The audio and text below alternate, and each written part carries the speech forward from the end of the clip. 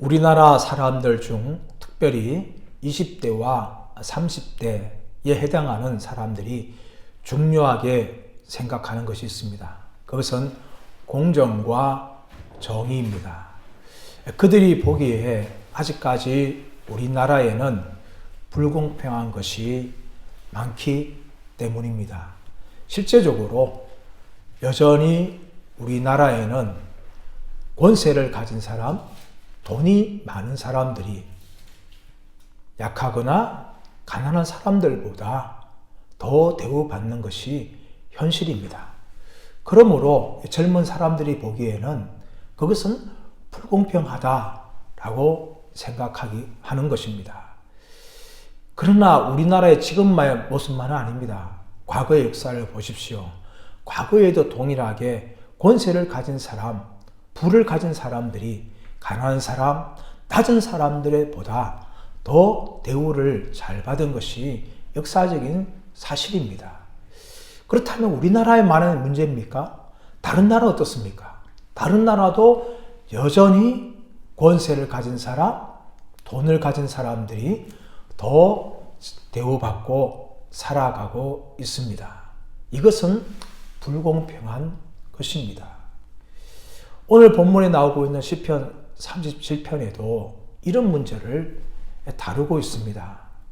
이 시인은 이 불공평한 세상 속에서 그리스도인들은 어떻게 살아가야 하는가, 믿는 자들은 어떤 삶을 살아야 하는가를 우리에게 알려주고 있습니다. 그러므로 이 시편 37편은 한편의 시로서 지혜시이지만 동시에 하나님의 백성들이 어떻게 믿음으로 살아가야 하는지를 알려주는 잠언이기도 합니다. 1절에서 무엇을 말하고 있습니까? 1절 말씀 보시면 악을 행하는 자들 때문에 불평하지 말며 불의를 행하는 자들을 시기하지 말지어다 라고 말합니다. 이 시인은 누구에게 말하고 있습니까? 하나님을 잘 믿는 사람들, 하나님을 경외하는 사람들에게 악을 행하는 자들 때문에 불평하지 말고 불의를 행하는 자들로 인하여 시기하지 말지어다 라고 말하는 것입니다. 여기에 나오고 있는 이 불평은 단지 불평한 것이 아닙니다. 이것은 불평보다 더 강한 단어예요. 쉽게 말하면 화가 나서 속에서 분노가 부글부글 끓어오르는 것을 이 불평이라고 말합니다. 악을 행하는 자들 때문에 불평하지 마라. 화를 내거나 그들 향하여 분노하지 마라. 그리고 불의한 자들 바라보면서 부러워하거나 질투하지 말아라 라고 말하는 것입니다. 그렇다면 왜 믿는 사람들이 이 악을 행하는 자들 때문에 불평할 수밖에 없고 불의를 행하는 자들 때문에 시기할 수밖에 없습니까? 그것은 하나님을 경외하고 하나님을 믿는 사람들보다 악을 행하여도 불의를 행하여도 정말 너무나 잘 살고 평안이 없고 재앙이 없는 삶을 살아가기 때문입니다. 실제로 그렇지 않습니까? 예수 믿는 사람들보다 예수 믿지 않아도요 정말 잘 살아갑니다. 부자도 많습니다. 건강합니다. 죽을 때도 평안하게 죽습니다. 그걸 보면서 믿는 사람들이 시험에 드는 거죠. 그래서 시인은 믿는 사람들 향하여서 악을 행하는 자들 때문에 불평하지 말고 불의하는 자들 때문에 시기하지 말라라고 말합니다. 그렇다면 시인이 왜 그렇게 말합니까? 2절에 답이 있어요. 2절은 무엇을 말합니까? 그들은 풀과 같이 속히 배임을 당할 것이며 푸른 채소같이 세잔할 것이다. 그들은 풀과 같이 배임을 당하며 푸른 채소같이 세잔할 것이다. 이 배임을 당한 것도 히브리 원어를 보면 말라 가버린다는 거예요. 푸른 채소같이 세잔을 가는 것도 말라 가버리는 거예요. 여러분, 이스라엘은 이 푸른 풀밭이 북쪽에 있어요. 그런데 그 북쪽에 있는 푸른 풀밭이 요르단 동쪽에서 뜨거운 바람이 불어오면요, 그 풀들이 한순간에 다 말라버려요. 지금 시인은 그것을 말하고 있는 거예요. 아무리 불의한 자들이 형통하고 이 불이 또 악을 행하는 자들이 잘 산다 할지라도 그들은 풀과 같이 속히 말라버린다. 왜 그렇습니까? 하나님께서 심판하시기 때문이에요. 아무리 악을 행하는 자들이 형통하고 불의를 행하는 자들이 잘 살아가는 것처럼 보인다 할지라도 하나님은 살아계셔서 그들을 심판하기 때문에 그들의 운명이 풀과 같이 속히 말라가 버린다라고 이 시인은 말하고 있는 것입니다. 그래서 시인은 악을 행하는 자들 때문에 불평하지 말고 불의를 행하는 자들 때문에 부러워하거나 시기하지 말라라고 말합니다. 잠언서 24장 19절 말씀에서도 악을 행하는 자들로 말미암아 부러워하지 말며 불의를 행한 자들 때문에 보면서 부러워하지 말라 그렇게 말하고 있어요. 여러분 제가 알고 있는 목사님 중에 그 목사님이 군생활 하던 것을 저한테 알려준 적이 있습니다.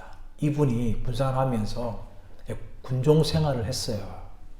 그 군종생활 하는데 그 군종생활 안에 그 같은 부대 안에 김병장이라는 사람이 있었습니다. 이 김병장은요 무시무시한 사람이었어요. 정말 계급이 깡패라고 정말 그 계급을 가지고 정말 밑에 있는 부대원들을 정말 괴롭히고 힘들게 하였습니다. 여러분 병장이 군대에서 얼마나 높은 줄 몰라요.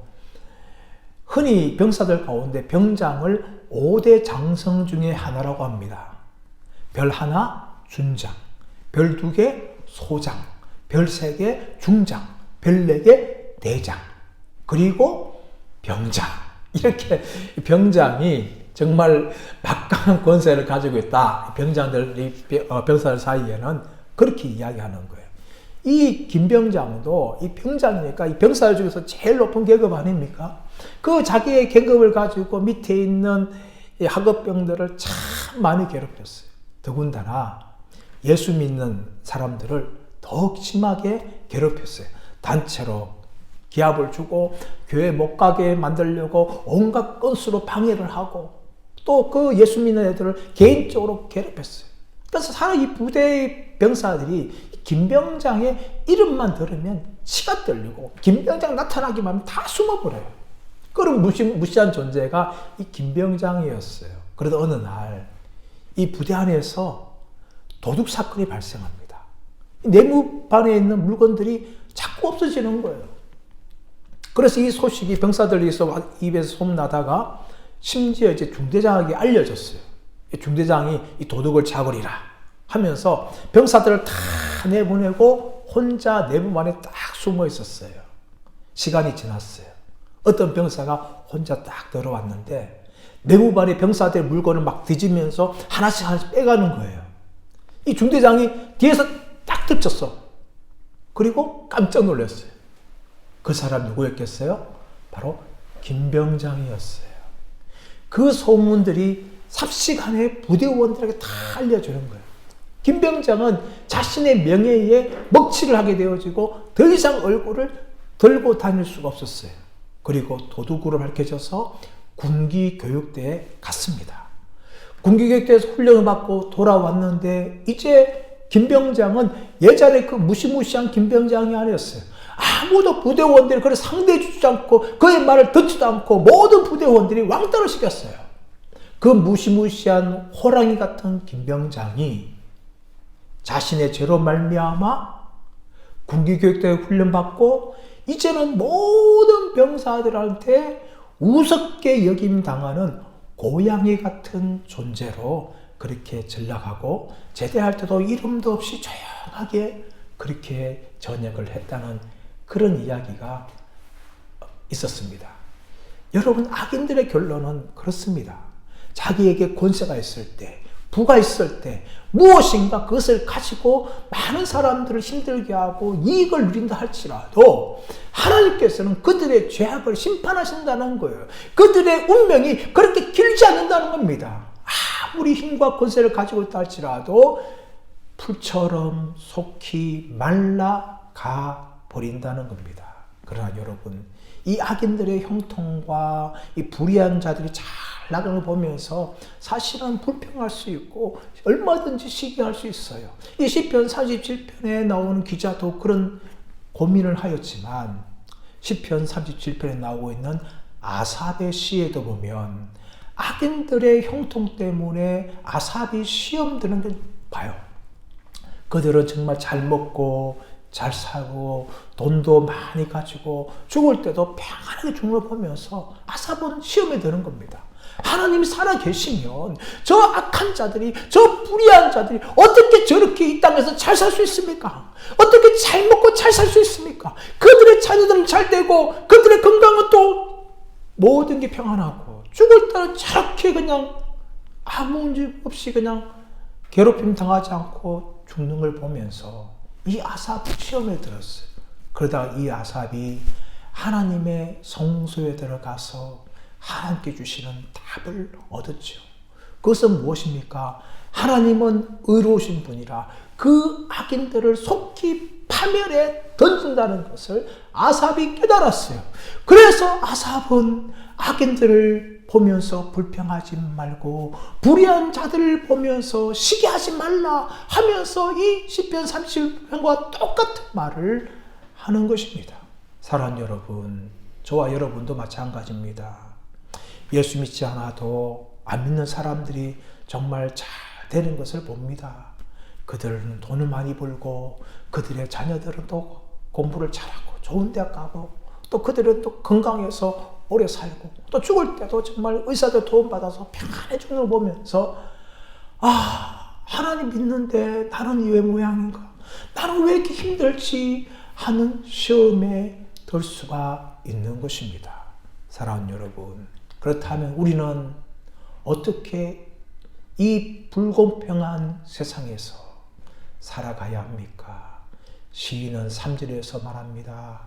하나님을 의지하고 선을 행하고 그의 성실로 먹을 거리를 삼으라라고 말한 것입니다. 여러분, 하나님을 의지한다는 것은 무엇을 말합니까? 하나님께 묶이는 것을 말해요. 하나님과 내가 하나가 되는 것을 말합니다. 그래서 하나님의 힘으로 살고 하나님의 도움으로 살아가는 것을 하나님을 의지한다라고 말하는 것입니다. 여러분, 불신자들은 결코 하나님을 의지하지 않습니다.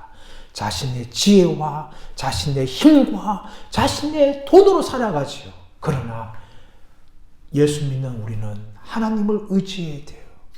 나는 부족하고 연약하기 때문에 하나님께 붙어 있고 하나님을 의지하면서 도움을 구하면서 하나님의 힘으로 우리는 그렇게 살아가야 할 줄 믿습니다. 시인은 더 나아가서 무엇을 말합니까? 하나님을 의지하고 선을 행하라고 말합니다. 여러분, 왜 선을 행하라고 말할까요?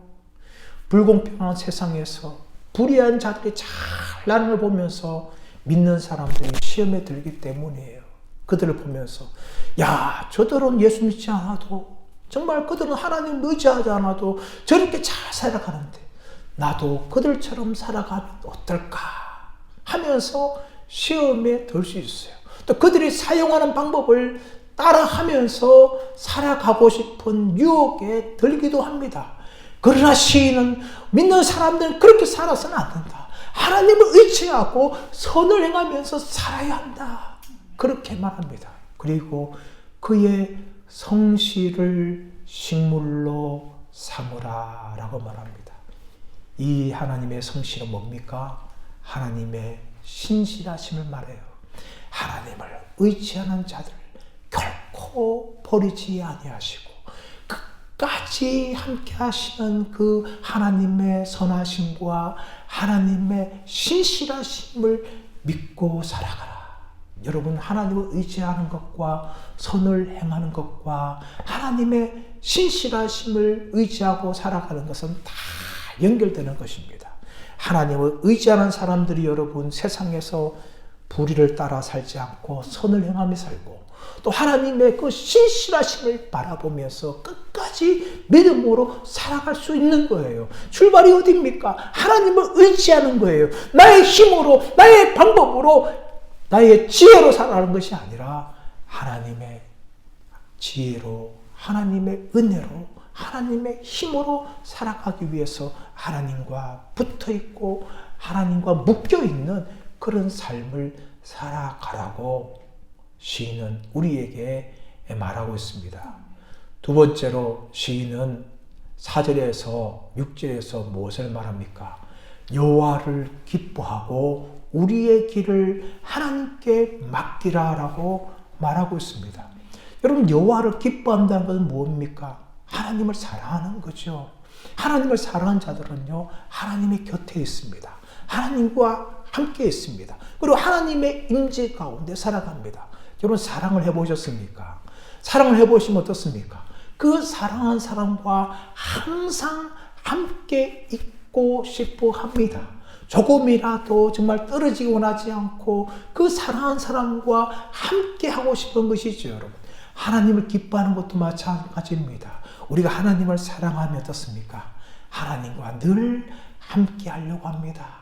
하나님께 기도하는 시간이 너무나 좋죠. 하나님의 말씀을 읽는 시간이 너무나 감사하고 은혜가 되죠. 그 하나님을 기뻐하는 사람들의 특징입니다. 예배드리는 것 어떻습니까? 주일을 반드시 목숨 걸고 지키려고 하죠. 그 예배를 사모하면서 하나님의 집에서 은혜를 사모하면서 하나님과 함께 머물려고 하는 거지요.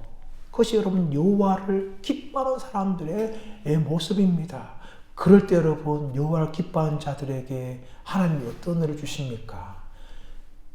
마음의 소원을 이루어 주신다라고 말합니다. 여러분 이것은요 좀 바꿔서 생각해야 돼요. 여러분 우리가 연애를 하게 되어지면요 연애하는 그 상대방의 것들 모든 걸 좋아합니다. 또 따라하죠. 또 취미생활이나 모든 걸 다 비슷하게 닮아갑니다. 결혼사도 그렇지 않습니까? 때로는 연애하는 사람들끼리 또 부부끼리 젊은 사람 보면 같은 커플룩이 있지 않아요, 여러분. 똑같은 옷을 입고 이렇게 다닙니다, 여러분. 닮아가는 거죠, 여러분. 마찬가지입니다. 우리가 여호와를 기뻐하면요, 하나님을 사랑하고 하나님을 닮아가는데 특별히 무엇을 하는가 하면 하나님의 마음까지도 알게 되는 단계에 나가는 겁니다. 여러분 사무엘상 2장 말씀 가보시면 한나라는 여인이 나옵니다. 한나는 자식이 없었어요. 그 자식의 문제 때문에 성전에 올라가서 눈물을 흘리며 정말 마음속으로 간절하게 하나님 앞에 기도합니다. 하나님 앞에 기도하다가 한나가 무엇을 깨달아요? 하나님의 마음을 깨닫습니다. 그래서 한나가 어떻게 소원합니까? 하나님께서 나에게 아들을 주시면 내가 그 아들을 하나님께 나시린으로 드리겠습니다. 여러분 한나가 왜 그렇게 고백했을까요? 한나가 자식의 문제로 두고 기도하다가 하나님 앞에 기울다가 기도하다 보니까 그 당시에 잉태하지 못하는 이스라엘의 영적 상황을 깨닫게 된 거예요. 그래서 하나님 나에게 자식을 주시면 이 어두운 시대를 밝힐 수 있는 사람으로 키우겠습니다. 그렇게 내가 다시 돌려드리겠습니다. 그런 소원을 하게 된 것이죠. 여러분 우리가 여호와를 기뻐할 때에 하나님을 사랑하고 하나님 곁에 머물다 보면 또 말씀을 읽고 기도하다 보면 예배드리다 보면 무엇을 깨닫습니까? 하나님의 마음을 우리가 아는 단계까지 나아가게 되는 겁니다. 그 하나님의 마음을 알고 구하면요 하나님은 어떻게 우리의 소원을 이루어 주지 않겠습니까? 여러분 우리의 소원이 왜 하나님 앞에 응답이 되지 않을까요, 여러분?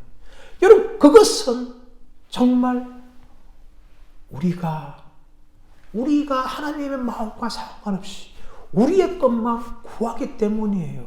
하나님을 기뻐하는 것이 아니라 우리 자신을 기뻐하죠, 여러분. 그렇기 때문에 하나님이 우리의 소원을 이루어 주지 않는 겁니다.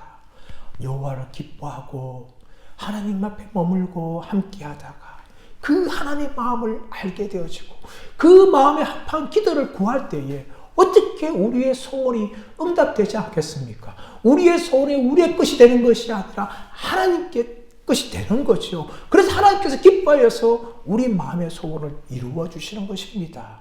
이렇게 여호와를 기뻐하는 사람은 어디까지 나갑니까?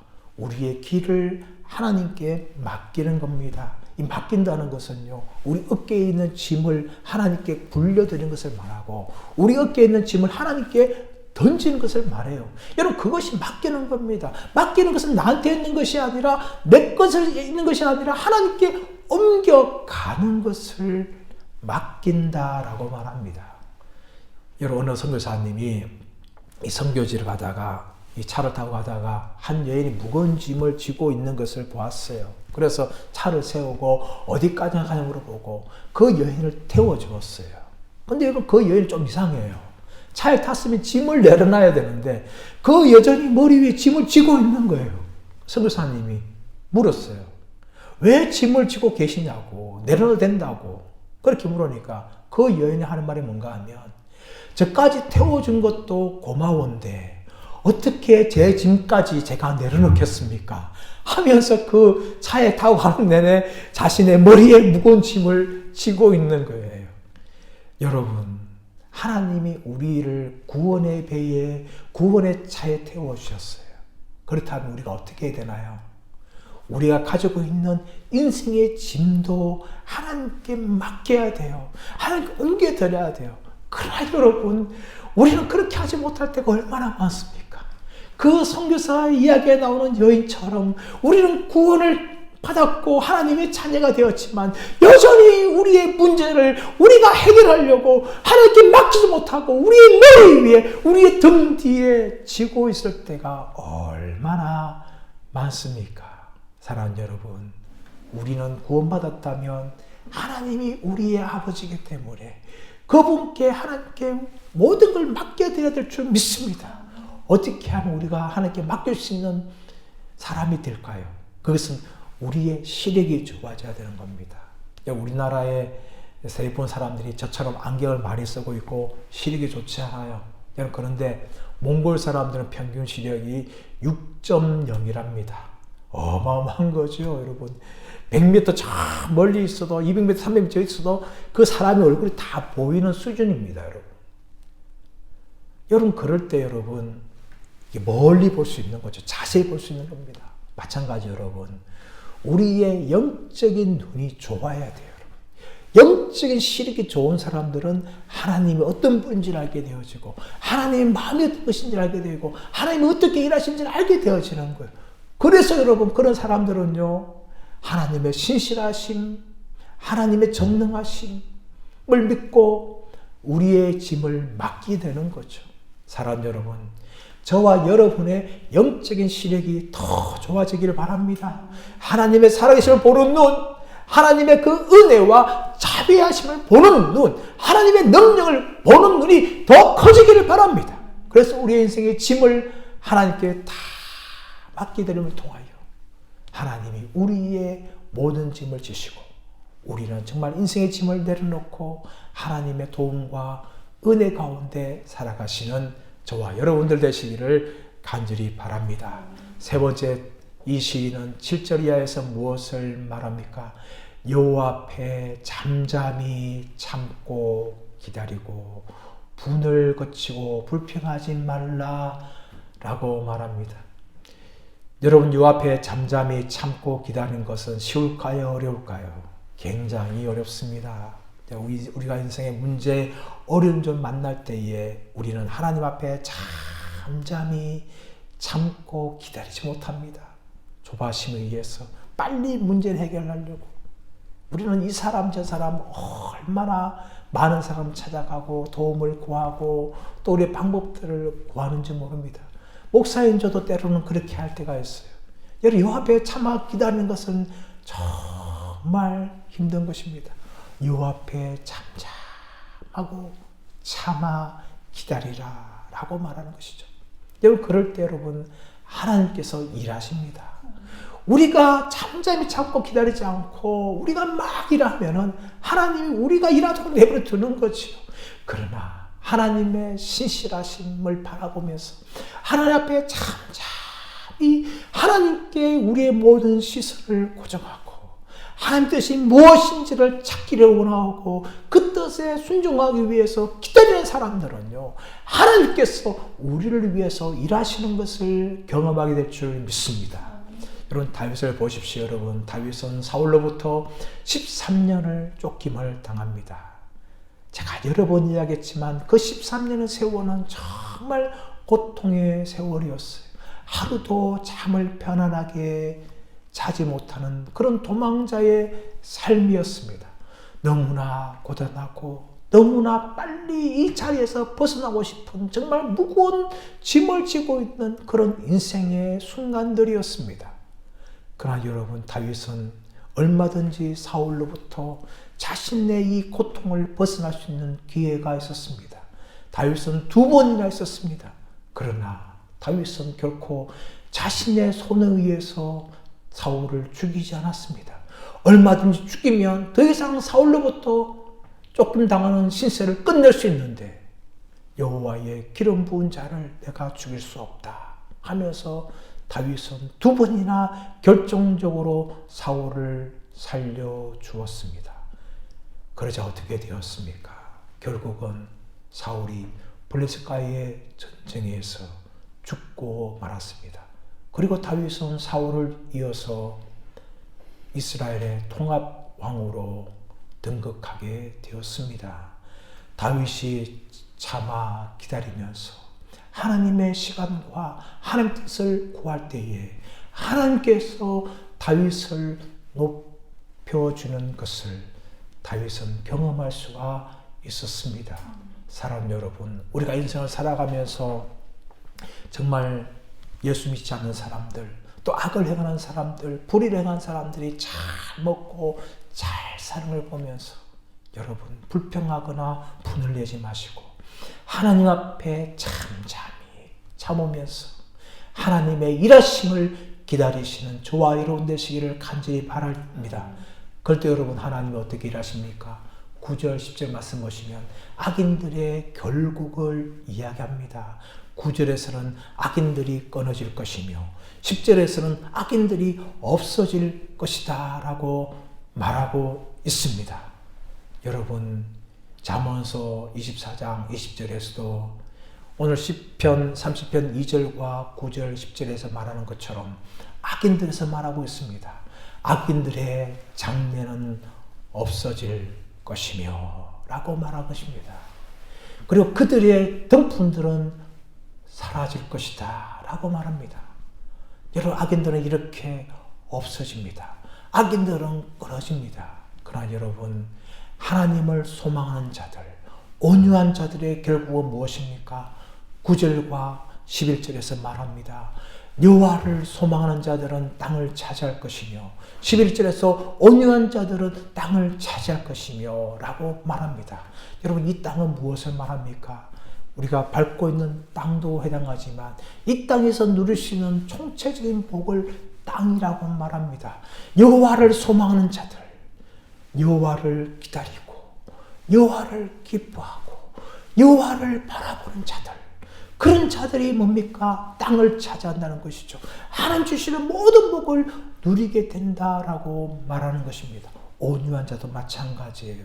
온유한 자들도 하나님을 의지하는 사람들이 바로 온유한 자들입니다. 그들이 바로 땅을 차지한다라고 말합니다. 여러분 우리는 구약에서 대조적인 2사람을 봅니다. 하나는 모세입니다. 여러분 모세가 얼마나 온유한 사람이었습니까? 민수기 12장 3절에서 보면 모세의 온유함이 땅 위에 성하였다라고 말합니다. 모세보다 온유한 사람이 없다라고 할 정도로 모세는 온유한 사람이었습니다. 민수기 12장에 보시면 모세가 유대 사람이 아닌 유대인이 아닌 구스 사람을 아내로 취합니다. 그것을 보면서 아론과 미리암이 정죄하죠. 어떻게 이스라엘 지도자가 유대인을 아내로 삼는 것이 아니라 어떻게 구스 여인을 아내로 삼을 수 있느냐 하면서 모세를 책망하면서 더 나아가서 모세의 권위까지 도전하는 거죠. 어떻게 하나님이 너와만 만나느냐, 우리하고도 만나지 않느냐 하면서 모세의 이스라엘 지도자 되는 권위까지 아론과 미리암이 공격합니다. 여러분 그때 모세는 아무 말 하지 않고 잠잠하게 하나님의 심판을 기다립니다. 그때 하나님께서 어떻게 하십니까? 아론과 미리암을 정죄하시고 모세를 높여주시고 미리안의 이마에 문둥병이 발하는 심판을 내리십니다. 여러분, 그것이 바로 모세의 온유함이었어요. 근데 여러분, 민수기 20장 말씀 가보시면 신광야에 이르렀을 때 물이 없을 때 백성들은 불평합니다. 모세야 우리를 어떻게 이 광야에 인도하여서 우리로 하여금 목말라 죽게 만드느냐, 우리와 우리 짐승들이 너 때문에 목말라 죽겠다 하면서 모세에게 불평합니다. 모세는 이 문제를 가지고 하나님께 나아가서 기도합니다. 하나님, 백성들이 물이 없어서 저에게 불평을 합니다. 하나님이 모세에게 말합니다. 모세야, 너는 지팡이를 들고 반석에게 명령하여 물을 내라. 그렇게 하나님이 모세에게 말씀합니다. 근데 여러분, 모세가 어떻게 합니까? 분열을 가지고 이스라엘 백성들에게 말합니다.